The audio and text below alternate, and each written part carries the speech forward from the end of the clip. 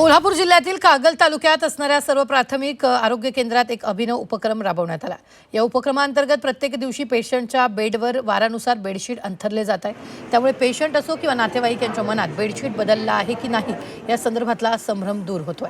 कागल तालुक्यातील कसबा सांगव इथल्या प्राथमिक आरोग्य केंद्रातून या सगळ्याचा आढावा घेतला आमचे प्रतिनिधी प्रताप नाईक यांनी।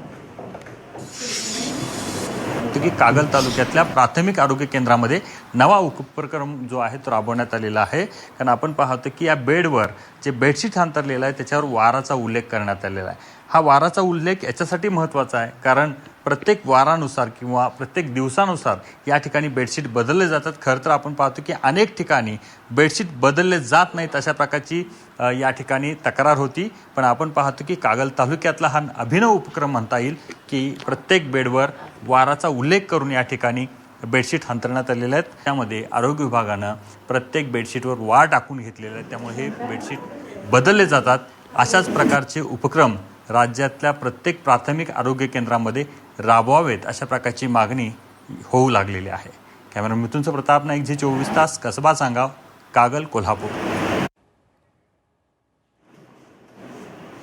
अगोदर आपण स्वच्छ बेडशीट टाकायचो जे की प्लेन कलर असायचे आणि कलर कोडिंगप्रमाणे आपण बेडशीट टाकत होतो। पण लाभार्थ्यांमध्ये हा संभ्रम असायचा की स्वच्छ नाही आहेत किंवा त्याच बेडशीट टाकल्या जातात का।